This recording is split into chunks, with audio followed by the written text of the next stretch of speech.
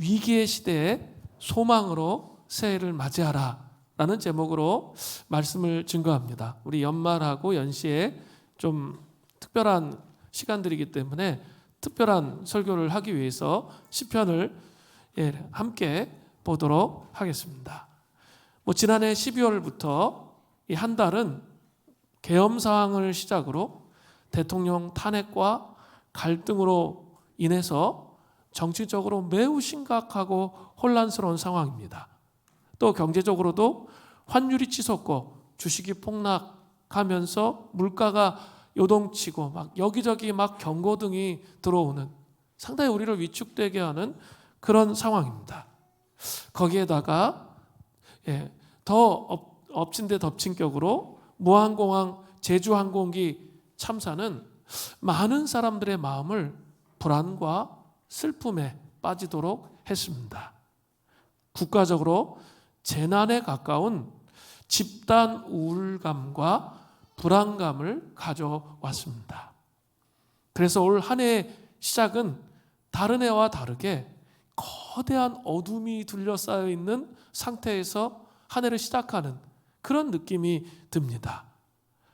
우리는 이러한 위기의 시대에 어떻게 소망으로 새해를 맞이할 수 있을까요? 이게 참 중요합니다. 어떻게 이 위기의 시대에 소망으로 새해를 맞이할 수 있습니까? 나치 시대에 독일의 설교의 황태자였던 헬무트 틸리케는 이 하나님의 침묵이란 책에서 창세기 9장 14절 말씀 안에서 해답을 찾았습니다. 창세기 9장 14절에는 미래의 신비가 담겨있는 아주 놀라운 말씀입니다. 창세기 9장 14절은 이렇게 되어 있습니다. 내가 구름으로 땅을 덮을 때에 무지개가 구름 속에 나타나면을 잘 보십시오. 그것에 답이 있습니다. 창세기 9장 14절에 보면 먼저 무엇이 나타났습니까? 바로 구름입니다. 어떤 구름인지, 번개가 어디서 치는지 이런 것은 나와 있지 않습니다. 미지에 무엇이 나타난다 이렇게 되어 있습니다. 그 막연함이 우리를 애태우는 거죠. 그것이 번개를 치는 먹구름과 같은 상황이라면 어떻습니까? 번개가 치고 막 먹구름이 막 몰려오는 거죠. 실직의 고통, 관계의 고통, 사람들에게 상처받음, 건강의 어려움, 국가적 상황과 안전에 대한 위협들. 또 이렇게 세계는 지금 제가 그 프로를 꼭 보는데 거기 보니까 그 석학들이 나와서 2025년을 예측하더라고요. 무질서의 시대, 어디로 갈 줄 예측이 안 되는 그런 시대에 우리가 있다는 거예요. 사실 그것이 지금 대한민국의 상황과 똑같지 않나, 그런 생각이 듭니다. 대한민국의 공동체가 그런 상황 가운데 있으니까 당연히 우리의 개개인의 삶도 예측할 수가 없고요. 미래가 불확실한 먹구름이 두려워진 그런 상황입니다. 그러나 중요한 것은 여기 창세기 9장 14절 전반절에 내가 구름으로 땅을 덮을 때라고 하신 말씀은 구름이 막 제멋대로 돌아다니는 운명이나 우연이 아니라는 거예요. 구름 위에 뻗으신 하나님의 손이 있다는 거죠. 그 손만이 구름과 대기와 바람의 행로와 방향을 정하십니다. 그래서 모든 것이 결국 선하게 이루어지도록 이끄십니다. 구름을 주관하시는 손은 친히 우리를 위해 십자가에 못 박혀 찢기신 손입니다. 아이의 머리에 손을 얹고 복을 주신 손, 병으로 인한 괴로움에 시달리는 몸을 치유하신 그런 손입니다. 그분이 어미하게 손을 뻗으시고 바람과 파도에도 명하시면 호수는 즉시 맑고 고요한 물로 변하고 거친 풍랑은 숨을 고릅니다. 풍랑이 몰아칠 때 바로 그분의 손이 일하십니다. 그래서 그리스도인들은 그 풍랑 가운데 당당하게 미래를 맞이할 수 있게 되는 거죠. 그분의 손을 바라보기에 하늘의 먹구름에도 초연할 수 있는 거죠. 그분의 손이 있다는 것을 신뢰하는 거죠. 하늘에 먹구름이 떠 있어도 그분의 손을 신뢰한다는 겁니다. 무슨 일이 닥칠지 모르는 것은 우리들도 남들과 다를 바가 없습니다. 그러나 분명한 사실이 있습니다. 그 먹구름 속에 하나님의 손길이 있다고 제가 계속 말씀드렸죠. 누가 오실지는 안다는 거죠. 적어도 우리는 어떤 분이 우리 가운데 오시는지는 알고 있다는 거죠. 우리가 통과해야 할 구름은 위협의 먹구름이 아니라 사랑과 능력이 넘치는 그분의 손그림자가 될 수 있다는 거죠. 하나님은 우리의 삶의 위기를 맞이할 때 그 먹구름 속에서 또 다른 것을 발견하게 하시죠. 창세기 9장 14절 후반절입니다. 무지개가 구름 속에 나타나면, 이게 아주 중요한 구절인데요. 무지개가 구름 속에 나타나면 그 먹구름 속에서 뭘 보여주세요? 무지개를 보여주신다는 거죠. 무지개를 보여주십니다. 이 무지개에는 두 가지 의미가 있습니다. 성경적으로 두 가지 의미가 있습니다. 첫 번째는 대홍수 심판 이후에 떠올라 더 이상 홍수로 인간들을 멸하시지 않겠다는 은혜의 무지개이죠. 더 이상 홍수로 심판하지 않겠다는 하나님의 그 은혜의 무지개라는 상징성이 있습니다. 두 번째는 사도 요한이 본 요한계시록에 나타나는 하나님 보좌 위에 둘려서 세계 역사의 종말을 고하는 무지개입니다. 이것은 그리스도인들이 아무리 인생의 먹구름이 껴도 궁극적인 승리가 약속되어 있다는 것을 보여주는 거죠. 승리의 무지개입니다. 무지개는 늘 어두울 때 가장 큰 위로로 빛나고 하나님도 가장 깊은 밤에 가장 큰 손을 내미십니다. 하나님은 이 시대에 우리에게 은혜의 무지개가 그 먹구름 속에 떠오르게 하신다는 거죠. 그리고 승리의 무지개가, 그죠? 승리의 무지개가 이 땅 가운데 떠오르게 하신다는 거죠. 그래서 단지 그냥 우리의 삶이 죽고 끝나는 것, 이것으로 생각하면 온전한 승리를 이해할 수 없습니다. 물론 이 땅에서 삶에서의 승리의 삶도 있지만 우리가 서로 비록 죽음을 당한다 할지라도 주님께서 최후의 승리를 우리에게 허락하시는 승리의 무지개의 약속이 있다는 거죠. 중요한 것은 이것을 우리가 마음의 중심에 믿고 있느냐라는 거예요. 마음의 중심에 믿고 있습니까? 위기의 시대에 집중하는 것이 아니라 하나님의 이러한 위대한 약속을 믿냐라는 거예요. 이게 더 중요해요. 시대가 어두울수록 이런 하나님의 위대한 약속을 믿느냐 안 믿느냐, 그에 따라 정말 참된 그리스도인이 되느냐 안 되느냐의 차이가 나타나는 것이죠. 이것을 믿음으로 믿고 있으면 위기의 시대에 소망으로 새해를 맞이할 수가 있는 거죠. 세상 사람과 똑같이 한숨 짓고 탄식하고 눈물 지고 끝이 아니라 그래도 우리에겐 소망이 있습니다 말할 수 있습니다. 은혜와 승리의 무지개는 우리의 새해 위에 둘려 있습니다.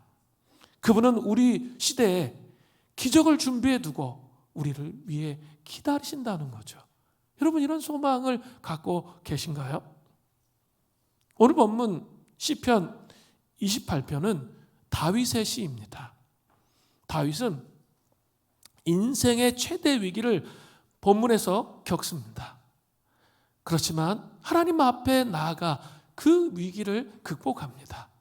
오늘 본 말씀을 통해서 우리도 위기의 시대에 소망으로 새해를 맞이하려면 어떤 모습을 가져야 되는지 다윗의 행동과 태도를 통해서 네 가지인데요. 살펴볼 수가 있습니다. 먼저 이 시편의 배경을 좀 살펴보려고 해요. 이 시편의 배경은 사무엘하 15장부터 16장입니다. 다윗이 노년에 아들 압살롬이 반란을 일으켜서 예루살렘을 빼앗겼을 때 지은 시예요. 다른 대적도 아닌 자신이 낳은 아들인 압살롬의 반역은 인생 황혼기에 접어든 다윗을 정말 다윗이 커다란 충격과 절망 속에 빠지기에 너무나도 충분합니다. 다윗 일행은 예루살렘을 떠나 유다 광야로 들어가고 있습니다. 그 다윗의 일행과 다윗의 모습을 좀 살펴볼 필요가 있어요. 사무엘하 15장 20절을 보세요. 온 땅 사람이 큰 소리로 울며 모든 백성이 앞서 건너가매 왕도 기드론 시내를 건너가니 건너간 모든 백성이 광야길로 향하니라. 자, 그 다윗과 함께 건너가는 백성들이 유다 광야로 들어가고 있어요. 사무엘하 15장 30절을 보세요. 다윗이 감람산 길로 올라갈 때 그의 머리를 그가 가리고 맨발로 울며 가고 그와 함께 가는 모든 백성들도 각기 자기의 머리를 가리며 울며 올라가니라. 어떻게 했어요? 머리를 가리고 맨발로 고통 가운데 울며 갔고 모든 백성들도 그렇게 했다. 유다 광야로 들어가고 있다 말하고 있습니다. 또 사무엘상 16장 13절에는 어떻게 되어 있습니까? 다윗과 그의 추종자들이 길을 갈 때 시므이는 산비탈을 따라가며 저주하고 그를 향하여 돌을 던지며 먼지를 날리더라. 뭡니까? 정말 고통스러워 죽겠는데 너무나 괴롭고 머리를 내리고 맨발로 고통 속에서 울면서 걷고 있는데 그 한 발 한 발 뛰는 것 가는 곳마다 시므이라는 사람이 나타나서 어떻게 해요? 돌을 던지고 저주하고 너는 그렇게 돼도 싸 하나님께 저주받아도 싸 라고 공격하는 그런 상황 가운데 있는 거죠. 잘 묵상해 보십시오. 이 성경을 보면 인생 가운데 이런 낙심과 절망스러운 위기를 만난 믿음의 사람들이 상당히 많아요. 그냥 인생이 쫙 펼쳐지는 게 아니에요. 하나님을 믿는다고 쫙 펼쳐지는 게 아니라 위기를 만난다는 거죠. 요나는 어떻습니까? 물론 자신이 불순종했기 때문에 당한 일이죠. 이 물고기 뱃속에서 한번 상상해 보세요. 그 좁은 물고기 뱃속에서 물고기의 막 위액이 막 계속 나와요. 물고기 위액이 나오고 휩쓸려온 해초 덩어리가 가득 차 있는 방이에요. 그래서 숨을 쉬었다가 또 물속에 들어가면 또 거의 죽을 것 같다가 이걸 반복한다고 한번 생각해 보세요. 그 절망과 고통이 얼마나 클까요? 다니엘은 어떻습니까? 굶주린 사자에게 잡혀 먹힐 위기에 있습니다. 하루에 3번씩 하나님을 섬긴 일 때문에 그죠? 잡혀갔죠. 그래서 이제 그냥 그 굶주림에 그 눌려 있는 그 사자에게 죽기 일보 직전에 놓여 있는 거죠. 절망할 수밖에 없겠죠. 요셉은 어떻습니까?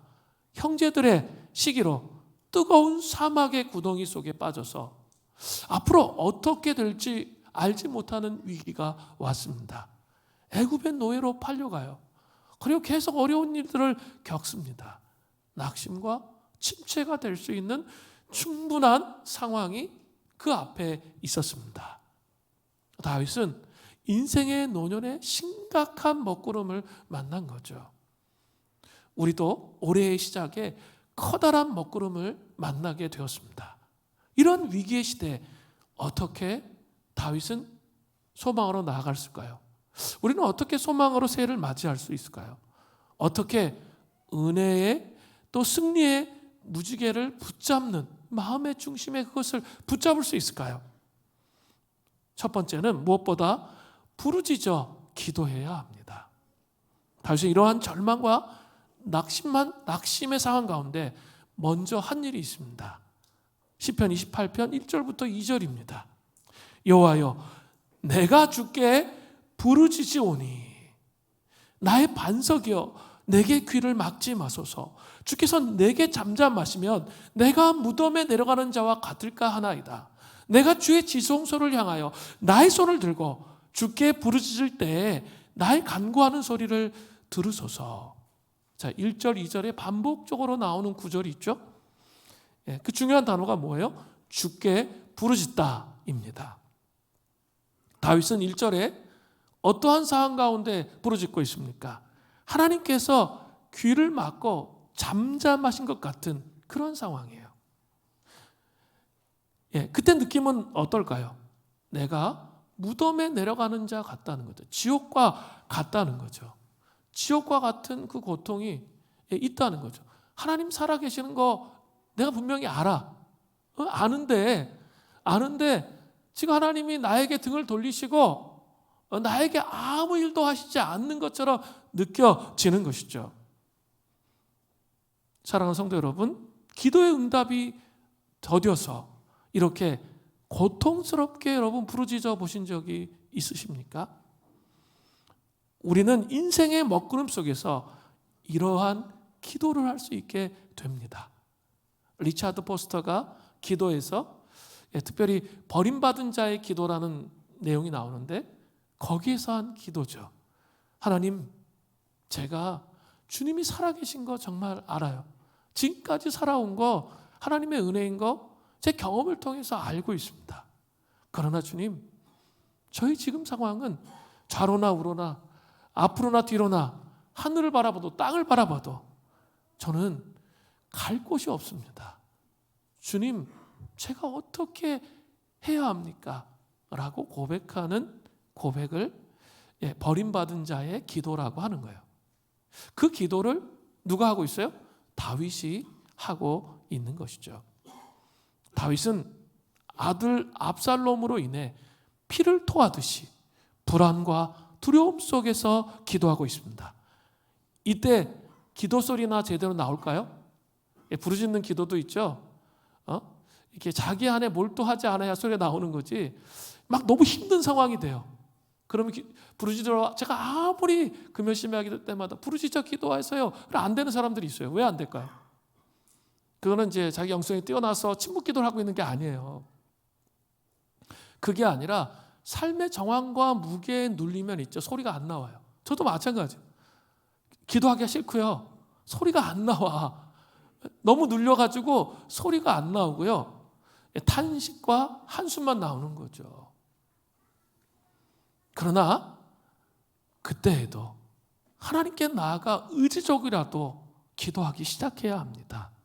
이것이 중요해요. 결국 하나님만이 유일한 해결책을 가지시고 계신다는 것을 믿어야 합니다. 늪에 서서히 빠져들어가는 고통이 있지만 간절히 부르짖고 기도하며 또 기도해야 합니다. 이것이 위기의 시대 가운데 우리가 취해야 할 첫 번째 단추입니다. 이렇게 부르짖다 보면 2절처럼 이제 상황만 보이던 상황에서 주님도 조금 보이기 시작해요. 상황만 보여요. 너무 힘들고 어렵고 탄식이 되고 다 맡긴 것 같은데 부르짖어 자꾸 기도하다 보면 이제 조금 주님이 보이기 시작해요. 아주 조금. 위기의 시대에 먹구름 속에 하나님의 손길이 희미하게 보이기 시작합니다. 그래서 다윗은 지금 어디 있어요? 광야에 있어요. 광야에 있지만 주의 지성소를 향하여 손을 들고 주께 부르짖는다고 말하는 거죠. 하나님의 임재가 있는 것, 그것을 향하여 손을 들고 기도한다는 것은 이제 그래도 이 절망적인 상황 가운데도 마음의 소망이 생겨나기 시작했다는 증거죠. 부르짖다 보면, 그죠? 자기에게 너무 몰두해 있기 때문에 그걸 어떻게 해결할까? 나는 이 해결책이 없는데 이렇게 씨름하게 되잖아요. 그래 기도도 안 나오고 탄식만 나오는 그런 상황인데 부르짖어 기도하기 시작하면 기력이 회복됩니다. 마음에 소망이 생겨나기 시작합니다. 아주 조금부터. 제가 계속 말씀드리고 있어요. 부르짖는 기도는 분출하는 기도예요. 순간적으로 내 안에 내가 갇혀서 나올 수 없었는데 부르짖으면 조금의 균열이 생겨요. 그러면서 과거에 내가 주님 앞에 온 마음을 다해 예배했던데, 수련회 가서 주님을 정말 온전히 사랑하기로 결정했던데 그 기억이 나는 거예요. 그러면 그때부터 마음의 소망이 이제 퍼져나오기 시작한다는 거죠. 이 닫혀있는 상황에서는 이게 안 나와요. 그래서 순간적으로 부르짖어서 그걸 뭐 하는 거죠? 균열을 가하는 거예요. 그 내 마음속에 균열을 가하는 거죠. 그러면 이 소망이 생기기 시작하는 거죠. 사랑하는 성도 여러분, 시대의 위기 앞에 여러분, 제가 지금 거의 한 달 이상 얘기하고 있어요. 부르짖어 기도해야 됩니다. 그 혼자 안 돼. 혼자 묵상을 통해서 이 눌린 걸 다 풀 수가 없어요. 물론 묵상을 해야 되는데 지금은 힘을 모아야 돼요. 그래서 정말 이 절망과 무기력과 소망을 잃어버린 그 마음을 깨뜨리고 그 하나님 앞에 섰을 때 그 기쁨과 소망, 이것을 회복하는 거죠. 이 절망의 먹구름 속에 하나님의 손길을 바라보는 거예요. 사실 제가 한 달 동안 쭉 강조했던 이유는 신년맞이 특세를 위해서예요. 하박국 강해를 통해서 동행과 부흥으로 나아가는 시간, 정말 2025년도 여전히 하나님의 손 안에 있다는 것, 그래서 소망으로 새해를 맞이하게 될 거라는 것, 저는 이것을 위해서 한 달 동안 부르짖어 기도해야 된다고 계속 말씀을 드렸던 거예요. 한 주 동안은 정말 최우선순위를 둬서 우리가 함께 부르짖는 곳에 집중해야 됩니다. 우리 모든 성도님들이 저는 좀 참여하셨으면 좋겠습니다. 철박한 심정으로 제가 말씀드리는 거예요. 이 시대를 바라보며 이 2025년을 바라보면서 우리가 함께 그렇게 하지 않으면 안 돼요. 은혜와 승리하는 인생으로 우리 주님께서 이끌어 주실 거예요. 우리의 삶에 은혜의 무지개와 승리의 무지개가 확증되어야 소망으로 살아갈 수 있는 거죠. 그렇지 않으면 계속 이 반복의 그늘을 끊을 수가 없어요. 이 소망을 붙잡는 은혜가 있기를 바랍니다. 두 번째로, 위기의 시대에 어떻게 소망으로 새해를 맞이할 수 있습니까? 어떻게 하면 은혜와 승리의 무지개를 붙잡을 수 있을까요? 두 번째는 구체적인 감정을 표현해서 기도하라는 거예요. 부르짖었다 하면 요걸 해야 돼요. 시편 28편 3절 전반절을 보세요. 악인과 행악하는 자와 함께 나를 끌어내지 마옵소서. 현대인의 성경에 보면 나를 벌하지 말아달라는 거죠. 나를 벌하지 마소서. 다윗은 지금 이렇게 고통을 당하고 있는 것이 악인들과 함께 벌을 당하는 것과 같은 느낌이 들었어요. 그래서 그들과 함께 자신을 벌하지 말라고 주님께 탄원하고 있습니다. 그만큼 다윗은 5년이 되어서도 여전히 주님 앞에서 신실하게 정직하게 하나님을 의지하면서 살아왔다는 고백이 함축되어 있는 거죠. 그런데 악인과 행악자는 어떠한 자들입니까? 시편 28편 3절 후반절을 보세요. 그들은 그 이웃에게 화평을 말하나 그들의 마음에는 악독이 있나이다. 그들은 겉으로는 화평을 말해요. 그런데 그 속마음에는 다른 꿍꿍이가 있어요. 어땠어요? 압살롬이. 그죠? 그 궁궐 앞에 그 재판을 받기 위해 쫙 줄 쓴 사람들, 그런 사람들에게 어떻게 했습니까? 왕이 바쁘셔. 내가 잘할 수 있어. 나한테로 자꾸 돌렸잖아요. 진짜 이렇게 왕을 위해서 하는 것처럼 딱 했지만 속의 꿍꿍이는 뭐예요? 반란을 일으키고 자기가 왕이 되고 싶은 그 마음이 있었던 것이죠. 이것은 말과 행동이 다른 사람이라는 이야기죠.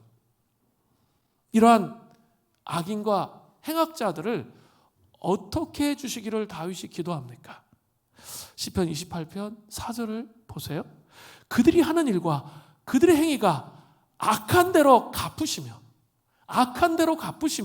그들의 손이 지은 대로 그들에게 아파 그 마땅히 받을 것으로 그들에게 갚으소서. 그들에게 그들의 악을 보응해달라는 고백이에요.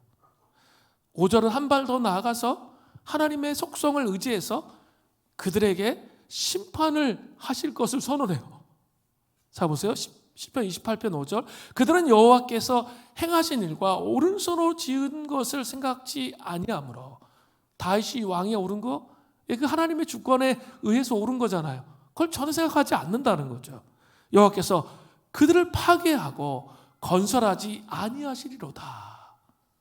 예, 이게 그 개역 개정은 좀 말이 어려워서 이게 적나라하게 보이지가 않는데요. 예, 영어 성경이나 표준 세번역 성경 이런 걸 보세요. 정말 시편 안에 이런 게 성경 안에 들어와도 되나? 막 그런 것들이 너무 많이 나와요. 지금도 그런 거예요. 자, 어떻게 하냐면 다윗이 자신의 감정을 구체적으로 정직하게 표현해요. 그리고 3절부터 5절은 사실 저주의 감정이다 이렇게 말해도 돼요. 저주의 감정을 막 쏟아내는 거예요. 한번 생각해 보세요. 성경 안에 이런 거 많거든요. 악인의 혀를 잘라주십시오. 자기를 괴롭히는 악인의 혀를 잘라달래. 이게 성경 맞습니까? 성경 맞아요. 이런 거 되게 많아요. 시편 보면은 여러분 시편 기도하다 보면 뭐 이런 거 엄청 많거든요. 자, 한번 생각해 보세요. 성경에서 저주의 감정을 표현하다니 좀 이상한 것 같지 않아요? 그렇게 물어봐야 돼요. 당연해요. 저한테 시편 기도 많이 강의 듣고 이렇게 하셔서 이제 당연하다고 생각하시는 분들이 있지만 이렇게 오랫동안 신앙생활을 하면서 종교적인 신앙생활을 하다 보면 그게 당연하지가 않아요. 어떻게 외람되게 뭐 이렇게 생각할 수 있어요. 근데 성경적인 신앙이 뭔지를 지금부터 알려드리려고 해요. 자, 좀 이상해 보여요. 자, 그런데 신약으로 가면 원수들을 어떻게 대해야 합니까? 로마서 12장 19절부터 20절이에요. 내 사랑하는 자들아, 너희가 친히 원수 갚지 말고 하나님의 진노하심에 맡기라. 기록되었을 때 원수 갚는 것이 내게 있으니 내가 갚으리라. 주께서 말씀하시니라. 내 원수가 줄이거든 먹이고 목마르거든 마시게 하라. 그리함으로 내가 숯불을 그 머리에 쌓아 놓으리라. 잘 보세요. 로마서 말씀을 보면 오늘 저주의 감정을 표현하는 것과 맞지 않는 것처럼 그렇게 보입니다. 그러나 하나님께서는 자신의 상한 감정을 표현하는 것 절대로 막지 않으세요. 상한 감정을 표현하시는 것을 막지 않으십니다. 시편을 보면 이러한 저주의 고백이 너무나도 많이 나와요. 그러나 중요한 게 있어요. 끝은 언제나 그 마음이 정화돼. 상한 마음 때문에 악인을 보복해달라고 하고 보수해달라는 기도를 했는데 마무리는 꼭 영혼이 정화되어서 정화되고 그때 진실로 사랑하고 용서할 수 있게 되는 거죠. 용서하고 사랑할 수 있게 돼요. 이런 겁니다. 이런 과정이 없이 내면에 이 감정이 상하고 찢기고 고통스러운 마음이 있는데 그냥 신학으로 딱 가버렸어. 그럼 문제가 뭐가 될까요? 김밥이 옆구리가 터져요. 그래서 또 결정적인 순간이 되면 화내고 분노하고 혈기 부리고 이렇게 되는 거죠. 그런데 그것을 정직하게 하나님 앞에 씨름하며 내어드리기 시작하면 하나님 정말 제가 이런 것들로 인하여 정말 저 사람으로 인하여 고통당합니다. 하나님 악인의 형통하면서 정말 너무 괴롭고 뭐 이런 것들을 정말 진지하게 고백하기 시작하면 마음의 정화가 일어나요. 마음이 정화가 일어나면 이제 알게 돼요. 심판의 주권이 누구에게 있는 거예요? 아까 로마서 봤죠?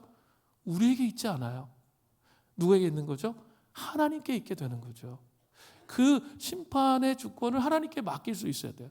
근데 그냥 나 그때 그렇게 했다고 치고 한 사람 치고 심판의 주권을 하나님께 맡긴 사람 거의 없어요. 자기가 안고 있는 거죠. 자기가 안고 있을 뿐이에요. 그러니까 아무 변화가 일어나지 않고 타락한 본성에서 또 다시 옛날의 모습으로 반응한다는 거죠. 근데 아까 로마서에 봤죠? 어떻게 해야 돼요? 심판의 주권을 하나님께 맡길 뿐만 아니라 뭐 해야 돼요? 원수 위에 마실 거 주고요. 마실 거 주고 먹을 거 줘야 돼요. 그럼 그렇게 할 수 있어요. 이거는 더 적극적인 거예요. 용서하고 피해 다니는 게 아니라 그 원수를 만나가지고 그 사람에게 먹을 걸 주고 마실 걸 줘야죠. 왜 그렇게 하는 거죠? 그 원수의 머리에 숯불을 쌓는 거죠. 내가 오히려 사랑하고 용서하면 머리 위에 쌓인다는 거죠. 그 악인의 머리 위에 쌓이고 그 사람이 정말 회개하고 돌이키지 않으면 그 사람 안에 심판이 임하는 거죠. 이게 성경적 원리예요. 그래서 신학적 개념으로 오면 이제 어떻게 되는 거죠? 정말 중심에서부터 심판의 주권을 하나님께 맡기고 용서하고 풀어내고 회복하는 거죠. 이게 신약과 구약이 조화를 이루면서 여기서부터 시작돼야 된다는 거죠. 이 마음을 솔직하게 고백함을 통해서 하나님께서 우리를 받아주시는 그 경험을 해야 이 뒷부분으로 간다는 거예요. 이걸 모르면 결국은 자기의 마음의 주인 누구냐면 자기야. 자기가 용서하고 자기가 다 했어. 그렇게 하면 변화가 있지 않게 되는 것이죠. 로마서 말씀은 영원히 정화된 이후에 믿음의 눈을 들어서 하나님만을 신뢰할 때 가능한 일이에요. 자꾸 이런 감정을 사람들한테 자꾸 풀려고 하니까 파괴되고 관계가 깨어지고 이렇게 되는 거죠. 우리 주님은 마음이 넓으세요. 그리고 그 마음을 주님께 고백하라는 거예요. 그렇게 되면 정직하고 솔직하게 고백하기 시작하면 이게 정화되기 시작해요. 그러면서 주님을 신뢰하는 그런 과정으로 갈 수 있게 된다는 거죠.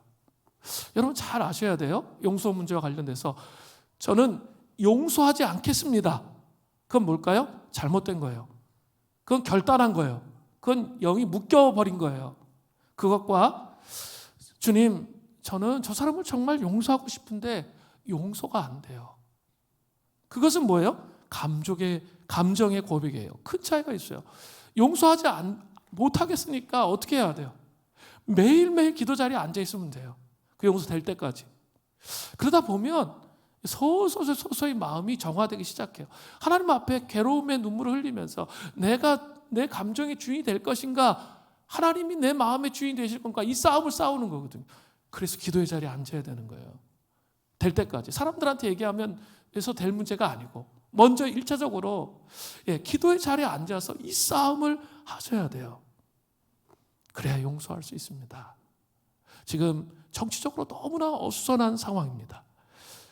너무나 안타까운 것은 이 정치적으로 좀 입장이 다른 사람들, 사람이 1000명이 모이면 1000가지 입장이 다 있을 수 있죠. 그런데 어때요? 다른 사람의 입장을 받아들이지 못하고 분노하면서 용서하지 못해요. 제가 그런 걸 너무 많이 봤어요. 분노하고 용서하지 못하는 거죠. 그렇게 될 때 우리 신앙에 이 묶임이 생겨요. 하나님 원하시지 않습니다. 더 넓은 스펙트럼으로 더 넓게 하나님 원하시는 게 무엇인지 보기를 원하세요. 그런데 이게 그 색깔 속에 들어가가지고 보여지지가 않는 거예요. 하나님 원하시는 뜻이. 이래서는 안 된다는 거죠.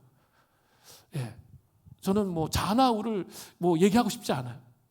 정말 중요한 것은 그런 것이 아니에요. 정말 하나님이 원하시는 뜻 가운데 세워져 가는 것이죠. 마음과 머리의 고백은 차이가 있습니다. 마음은 불신자인데 머리가 신자인 그리스도인들이 되게 많아요. 1월 1일은 초대교회 여러분으로 뭐라고 그랬죠? 할례 기념일. 성탄절에 예수님이 태어나셨죠. 그리고 8일째 되는 날 예수님이 할례를 받으신 날이죠. 그런데 성경에서 할례는 구약에서부터 신약까지 전체적으로 흘러가는 게 육신적인 표현으로서 할례하는 것이 아니라 마음의 할례가 중요하다는 거죠. 마음에 굳어 있는 것들. 자꾸 마음에 굳어 있는 걸 방치하면요 거의 불신자 수준으로 갑니다. 나중에는 이렇게 그냥 예수님을 믿는 것까지 부인하는 그런 수준까지는 나중에 쭉 가요. 순서대로. 그게 왜 그럴까요? 마음에 할례를 성령께서 행하시도록 나를 내어드리지 않았기 때문에 이 굳은 마음으로 계속 가게 되는 것이죠. 여러분 정말 이 2025년 새해를 맞이하면서 마음의 할례를 행하시도록 부르짖어 기도해야 되는 것이죠. 그 은혜가 있기를 바랍니다. 제가 부르짖어 기도하고 두 번째 뭐라 그랬죠? 감정을 솔직하게 고백했어요. 그리고 세 번째로 나가야 돼요. 위기의 시대에 어떻게 소망으로 새해를 맞이할 수 있습니까? 어떻게 하면 은혜와 승리의 무지개를 붙잡는 삶을 살아야 될까요? 이렇게 감정의 저항이 일어난 다윗이 이제 어떻게 합니까? 이게 중요해요. 이 감정의 정화를 한답시고 계속 거기만 앉아 있어. 그러면 어떻게 될까요? 또다시 고립이 와요. 자기 감정에 묶이는 거죠. 그땐 또 어떻게 해야 되죠? 부르짖어 깨트려야 돼요. 그리고 가야 할 단계가 또 있다는 거예요. 이걸 아셔야 돼요. 단계별로 이 단계를 아셔야 돼요.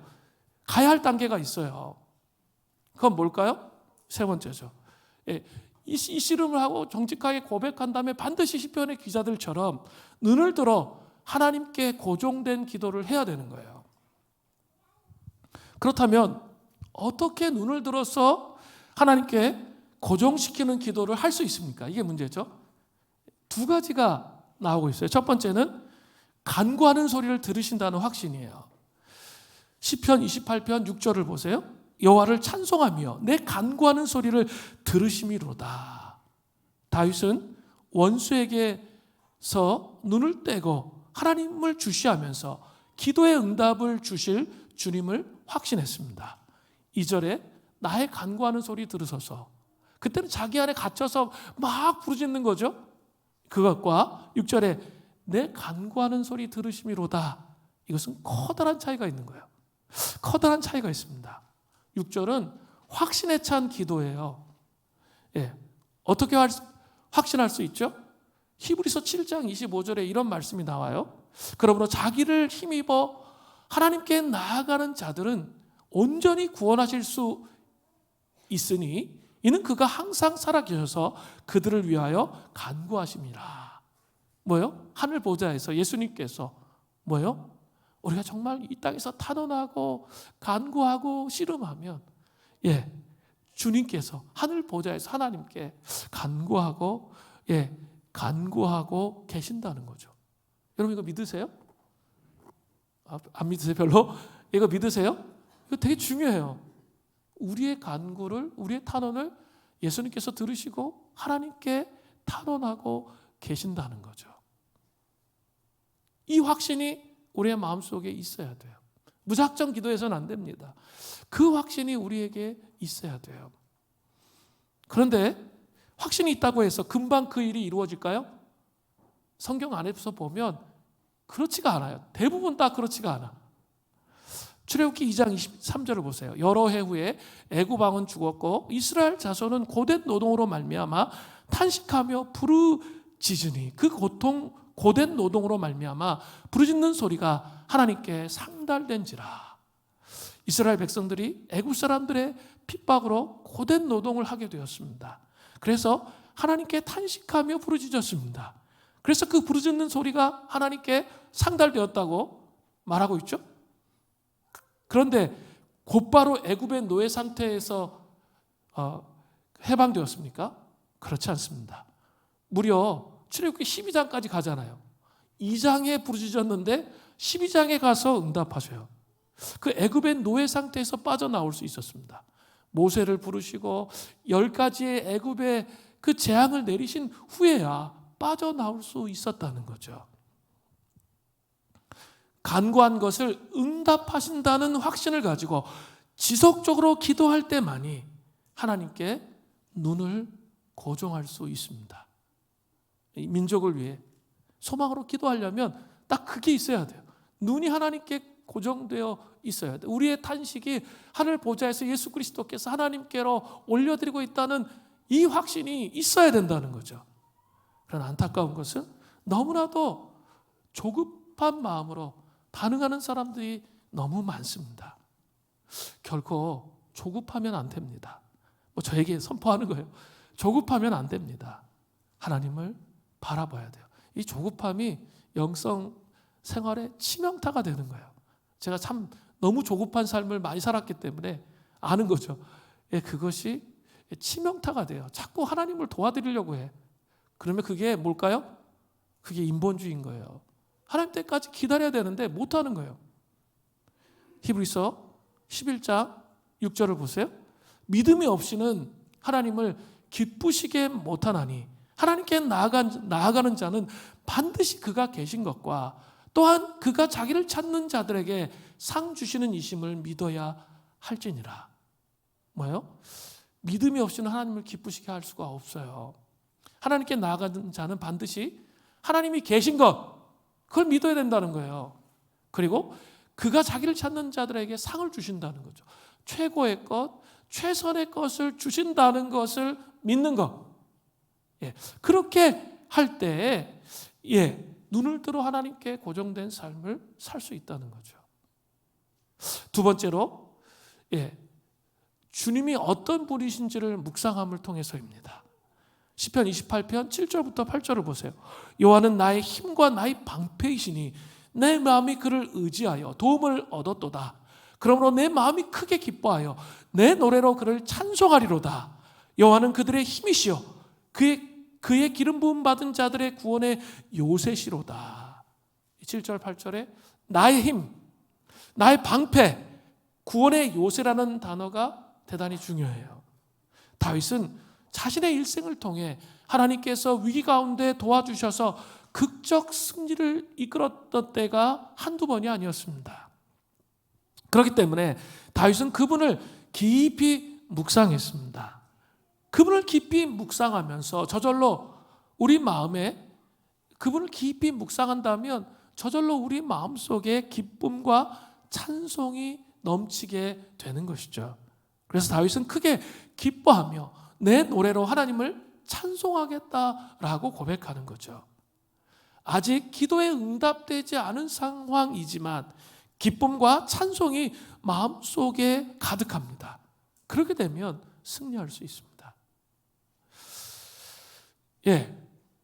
우리는 기도하면서 이런 경우들이 참 많아요. 내가 원하는 방향으로 일이 잘 안 풀리면 너무나 쉽게 삐져. 그리고 원망하고 불평합니다. 그리고 짜증내죠. 그래서 좀 하나님 살아계신가? 너무나 쉽게 의심을 하게 됩니다.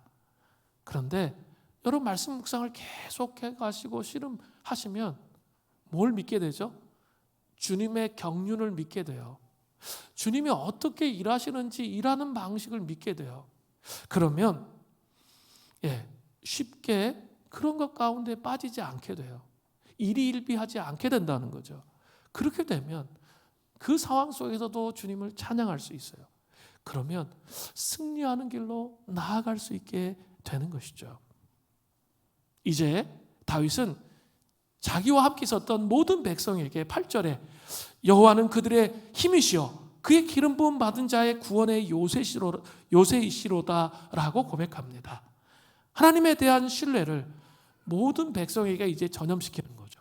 자기가 낙심하고 막 울고 고통스럽고 그렇게 막 유다 광야로 갔잖아요. 백성들까지. 그러니까 마음이 전체적으로 다 침체되어 있었는데 다윗이 부르짖어 기도하면서 자기의 감정을 정직하게 고백하면서 눈이 하나님께로 딱 고정이 딱 되니까 마음속에 기쁨이 차오르고 지금 기도 응답된 게 아니에요. 기쁨이 차오르면서 주님에 대한 신뢰가 막 자라는 거죠. 생기는 거죠. 근데 그것으로 끝나는 게 아니라 그럼 어떻게 해야 돼요? 그것이 차올랐으면 어떻게 해야 돼요? 옆에 사람에게 전염시켜야죠.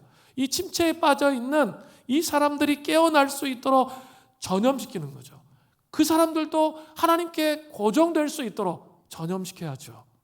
우리 소그룹에서 해야 할 일이 뭘까요? 바로 이거예요. 우리 함께 전염시키는 거예요. 여전히 이 시대가 아무리 어두워도 먹구름이 껴있어도 하나님의 손이 움직인다라는 거죠. 그리고 승리의 무지개, 은혜의 무지개는 떠오른다는 거예요. 그것을 붙잡고 주님 앞에 나아가는 것이죠. 저는 올해 말씀 카드 이제 여러분 다 뽑으셨죠? 좋은 거 나쁜 거 없다 그랬어요 제가요. 그런 생각을 버리세요. 아예 그런 게 좋아요. 좋은 거 나쁜 거 없습니다. 똑같아요 하나님 말씀은. 근데 그 말씀을 내가 약속의 말씀으로 붙잡고 살아가는 게 중요한 거예요. 저는 예레미야 31장 31절을 뽑았어요. 여호와의 말씀이니라. 보라, 날이 이르리니 내가 이스라엘 집과 유다 집에 새 언약을 맺으리라. 처음 말씀을 받았을 때는 의아한 마음이 좀 들었습니다. 새 언약을 또 맺는가? 그렇게까지 우리 새 언약을 생각하면서 했는데 또 새 언약을 헷갈리는 거죠. 그런데 이제 이 말씀에 대해서 고민하다가 이제 항상 여러분 말씀을 받으면 앞뒤를 읽어보셔야 돼요. 그 말씀의 앞뒤를 읽고 묵상하다 보니까 이것이 저와 우리 공동체를 향하는 말씀이구나. 그걸 정말 확신하게 되었습니다. 그 뒷절을 보니까 예레미야 31장 32절부터 33절을 보니까 너무나 명확한 거예요. 이 언약을 내가 그들의 조상들의 손에 잡고 애굽 땅에서 인도해 내던 날에 맺은 것과 같지 아니할 것은 내가 그들의 남편이 되었어도 그들이 내 언약을 깨뜨렸습니다. 여호와의 말씀이니라. 하나님이 그들의 남편이 됐는데도 말씀을 그 돌판에 새긴 그 말씀을 지키지 않았다는 거예요. 깨뜨렸다는 거예요. 근데 33절에 그러나 그날 후에 내가 이스라엘 집과 맺을 언약은 이러하니 곧 내가 나의 법을 그들의 속에 두며 그들의 마음에 기록하여 나는 그들의 하나님이 되고 그들은 내 백성이 될 것이라. 여호와의 말씀이니라. 그 마음속에 기록하신다는 거예요, 말씀을. 이게 너무 깊이 감동이 되었어요. 그렇구나. 2025년은 바로 이런 시간이구나. 그런 생각이 들었습니다. 우리 공동체가 그런 시간을 가는 거예요. 그러니까 훈련 빨리 받으셔야 돼요. 지금까지의 우리의 신앙생활은 어떻습니까? 아니 여기서 예수 믿은 지 한 10년, 20년 되면 원데이, 투데이 들었어요? 매 설교마다 하나님 말씀 읽어야 되고 하나님 말씀 중요합니다. 너무나 많이 들었죠. 그 생명의 떡입니다. 생명의 양식입니다. 이런 얘기 많이 들었지만 그게 너무 추상적인 거예요. 추상적인 거죠. 그러니까 그리고 이게 이렇게 여기서만 도는 거죠. 이게 여기서만 도니까 어떻습니까? 저도 그런 시간을 오랫동안 겪었던 것 같아요. 살아낼 힘이 없는 거죠. 살아낼 힘이 없어요. 아는데 이게 사라지지가 않는다는 거죠. 이게 아까 32절 말씀처럼 하나님의 백성이 되었는데도 이게 깨트리게 되는 거죠. 이게 마음에 없으니까 여기에서 왔다 갔다 하니까 안 되는 거죠. 그러나 우리 초대교회 말씀 읽기 한 7년 동안 했잖아요. 그걸 작년에 집중했죠. 거의 2주에 한 번씩 하나님의 말씀을 우리 마음속에 채우려고 하는 몸부림을 쳐왔어요. 끝까지 한 번도 빠지지 않고 하신 분들은 우리 간증하는 거 들으셨죠? 자기 마음 안에 채워지는 어떤 변화들이 일어나고 있는 것을 보게 돼요. 올해도 시작할 거예요. 19일부터 시편 기도에 많이 참여해 주셔야 됩니다. 가장 기본이에요. 이게 안 되면 이렇게 나 시편 기도 했는데 그 다음부터 이제 안 하니까 때려치고 안 해. 그러다가 또 그 다음 거 하니까 또 했다가 또 안 해. 이랬다면 여러분 다시 시편 기도부터 다시 해야 돼요.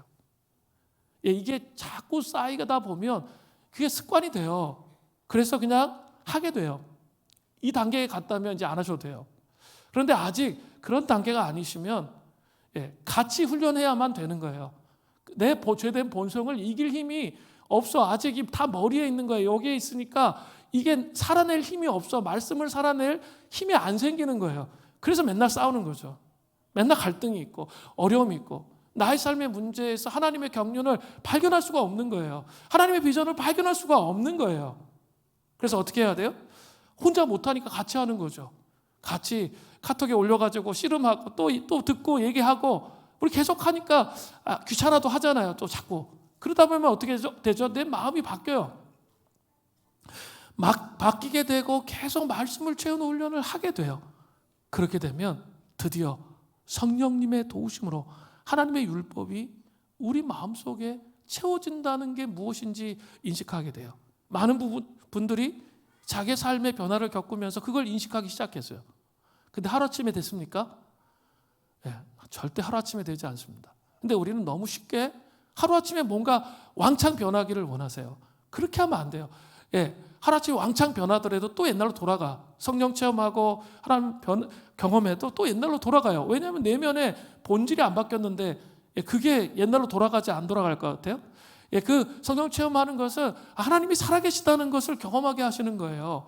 그래서 정신을 차리고 다시 어떻게 해야 돼요? 이 말씀과 싸우는 거죠. 그래야 내 안에 정말 온갖 질병과 절망과 소망 없음이 깨어지면서 눈이 하나님께 고정되기 시작합니다. 정말 제대로 따라오셨다면 옛날보다는 내 눈이 이런 위기가 오면 내 분명히 막 난리쳐서 쳤을 텐데 안 그러고 있는 나를 발견할 거예요. 발견하시지 않으세요? 안 그러고 있는 나. 그래서 자꾸 내가 내 눈을 자꾸 나도 인식하지 못했는데 하나님을 자꾸 의지하려는 마음이 들어요. 그게 왜 그럴까요? 그게 마음에 새겨졌기 때문에 그래요. 그 율법이 돌판에 새겨진 것으로 끝난 게 아니라 마음으로 온 거예요. 마음으로 온 게 뭐죠? 그 마음에 와야 그 다음에 동행이 되는 거예요. 이 과정을 힘들지만 저도 힘듭니다. 2번 설교하고 또 오후에 그 많은 시간을 투자하는 거 여러분도 힘들지만 저도 힘들어요. 그런데 제가 포기하지 않아요. 좀 나도 그만할까? 그런 유혹이 들죠. 나도 편하게 좀 목회하면 좋겠다. 다른 목사님 그렇게 안 하시더라고. 다 보니까 혹시 천재 아니냐고 저한테 그러더라고요. 아닌데요, 저는 옛날부터 그냥 했던 거 하는 건데요. 뭐 그렇게 얘기하는데 그렇게 어떻게 하냐고 저한테 자꾸 물어보더라고요. 어떻게 그게 가능하냐고. 저도 모르겠어요. 그냥 제가 목회한 방향은 이거기 때문에 이렇게 할 뿐이라고 제가 그렇게 얘기했거든요. 근데 왜 이 작업을 해야 됩니까? 이 작업을 통해서 동행의 신비가 실제적으로 여러분의 삶에 풀어져야 돼요. 여러분의 삶이 풀어져야 하나님이 여러분을 이끄신다는 것을 경험할 수 있게 되는 것이죠. 그렇게 되면 그 동행의 신비가 풀어지면 그 다음에 부흥이 오는 거예요. 폭발적인 부흥이 오게 되는 거죠. 우리 삶에 하나님의 기적의 역사와 다스리심과 기도의 응답을 받을 수 있게 되는 겁니다. 저는 이걸 소망해요. 우리 모든 성도들이 이 고난의 시대에, 고통의 시대에 정말 어떻게 살까? 제가 뭐 하자 그러면 일단 제 마음속에 다가오는 건 부담이에요. 이런 시대에 무슨 근데 또 하나님이 마음을 또 주시니까 하는 거지.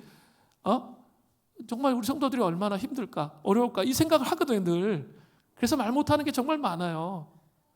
그런 마음이 있어요. 그런데도 정말 이 붙잡고 씨름하기 시작하면 위기의 시대에 소망으로 새해를 맞이할 수 있게 됩니다.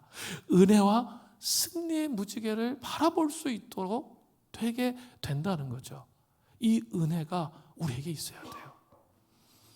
네 번째로 중보기도 하라입니다. 다윗은 기도의 응답이 되었기 때문에 그날 그냥 자신의 일에만 계속 집중해서 기도를 끝냅니까? 아니에요.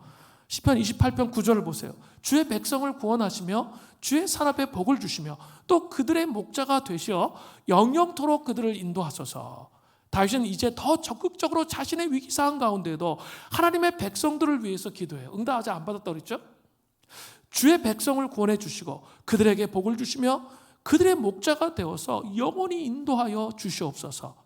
다윗은 철저히 그 극심한 위기의 상황 가운데 하나님의 백성들, 즉 하나님 나라에 먼저 관심을 가지고 있었다는 거죠. 힘들고 어려운데도 먼저 무엇을 구해야 되는지 아는 거죠. 다윗은 중보 기도를 하고 있었던 거예요. 이것이 기도의 응답을 받는 매우 중요한 비결이에요. 마태복음 6장 33절을 보세요. 그런즉 너희는 먼저 그의 나라와 그의 의를 구하라. 그리하면 이 모든 것을 너희에게 더하시리라. 여러분 이 말씀을 생명으로 그냥 그대로 믿으세요. 모든 것을 너희에게 더하신대요. 먼저 그의 나라와 의를 구하면 자기의 틀을 깨고 나와서 주님의 관심이 나의 관심이 되게 해보세요. 저희 마음은 그렇게 가기를 정말 원해요. 그러면 놀라운 변화가 일어납니다. 중보기도를 하시기를 바랍니다. 중보기도는 아주 심오한 사랑의 행위예요. 중보기도는 타인의 욕망과 필요, 상황을 돌아보는 의지적이며 의도적인 선택이기 때문에 그렇습니다. 공동체와 민족과 열방을 위해서 기도하는 것도 마찬가지예요. 2025년에도 소그룹이 또 진행될 겁니다. 그럼 이런 분들이 계세요. 그럼 절대 저한테 그렇게 얘기하시지 않으셨으면 좋겠어요. 목사님 왜 저는 왜 이렇게 힘들고 어려운 사람만 주셔가지고 죄송한데요. 하여간 왜 이렇게 힘들고 어려운 사람만 줘가지고 소그룹 자체가 안 돼요. 그러지 마시고요. 오히려 그 어려운 사람을 주었기 때문에 매일매일 혼자 중보할 수 있잖아요. 이 영혼의 변화를 위해서 막 기도하다 보면 이 영혼이 바뀌어요. 그러면 그냥 신실하게 말 잘 듣고 같이 했던 사람보다 이런 사람이 힘들기는 진짜 힘들대 변화되면 10배, 100배의 기쁨이 있습니다. 10배, 100배의 기쁨이 있어요. 소그룹 한다는 건 뭡니까? 소그룹 왜 해야 돼요? 한 영혼이 정말 그리스도를 알고 변화되기 위해 소그룹 하는 거잖아요. 근데 나의 중보기도 정말 이렇게 소그룹이 제대로 안 돼. 맨날 이 사람 때문에 소그룹이 안 돼. 눈물이 앞을 가려. 그렇게 기도해 보셨냐라는 거예요. 그러면 하나님 반드시 그 기도에 응답해 주신다는 거예요. 그래서 그 소그룹을 세워가는 그런 은혜가 2025년에 있었으면 좋겠습니다. 제가 책에서 봤는데 한 대형교회 목사님의 간증이었어요. 오산이 금식기도원에 갔는데 이제 암에 걸려 죽을 날을 기다리는 사람을 만났습니다. 자기를 막 목사님 옷을 막 찢어질 정도로 채가지고 막 기도해달라 그래가지고 기도를 해줬어요. 그리고 그렇게 물었습니다. 먼저 그의 나라와 의를 구하는 기도를 하셨습니까? 아닙니다. 하루에 10시간 자신의 치유를 위해서만 날마다 기도했습니다. 그래서 그렇게 얘기하신 거죠. 영적 가족인 교회를 위해서 기도를 먼저 해보십시오. 또 목회자를 위해서 먼저 기도해 보십시오. 또 열방을 위해서 이 민족을 위해서 먼저 기도해 보십시오. 그렇게 권면을 했습니다. 그 기도를 시작하고 일주일 동안 암덩어리를 쏟고 회복이 되었습니다. 목사님이 어떤 집회에 갔는데 그분이 오셔서 이 간증을 하시는 그런 이야기를 들었다는 거예요. 정말 무엇이 중요합니까? 생각해 보셔야 돼요. 어느 교회에서 한 권사님이 그 교회는 다 이렇게 작은 소리로 기도하는 교회인데 큰 소리로 막 기도해가지고 다 들었어. 하나님께서 사업장을 회복시켜 주시고 남편이 미스킴과 관계를 끊을 수 있도록 하나님 은혜를 더하여 주십시오. 그런 기도를 날마다 하는 거야. 날마다 다 들어서 다 알아. 그래가지고 그것은 잘못된 것입니다. 먼저 영적인 우선순위를 놓고 기도해야 되는 거죠. 남편의 영적인 회복, 주님을 정말 깊이 경험할 수 있도록 기도하는 거죠. 그리고 주님의 몸된 교회를 위해서, 민족을 위해서, 열방을 위해서 기도해야 돼요. 그럼 나머지가 따라 붙는 거예요. 이게 영원한 우선순위잖아요. 그리스도인들의 혼돈과 불안과 절망과 분노가 판을 치는 이 나라와 민족을 위해서 여러분 어떻게 하실 것입니까? 칼 바르트는 아주 멋진 말을 했습니다. 기도로 손을 맞잡은 행위는 세상의 무질서를 맞서는 봉기의 시작입니다. 기도로 맞잡은 손은 한 치 앞을 내다볼 수 없다고 했죠. 2025년에 석학들의 화두인 단어는 무질서예요. 질서가 없어요. 이 무질서에 맞서는 봉기가 시작되는 거예요. 하나님 나라의 봉기가 시작된다는 사실을 여러분 기억해야 돼요. 미국의 성서학자 월터 윙크도 말했습니다. 역사는 믿음으로 미래를 만드는 중보기도자들의 것입니다. 중보기도는 무질서한 세상 속에 하나님의 자원을 분배하는 일종의 권력 분담 수단입니다. 이것을 우리가 해나가기를 원합니다. 이 새해 정말 부르짖음을 통해 이 땅에 눌린 것들을 풀어서 우리의 기도가 하늘 보좌에 상달되어야 소망을 가지고 이 땅을 살아갈 수 있다는 사실을 여러분 기억하시기를 바랍니다. 우리 같이 이제 찬양하고 기도하겠습니다. 모든 상황 속에서 찬양하겠습니다. 우리 찬양하면서 기도하겠습니다.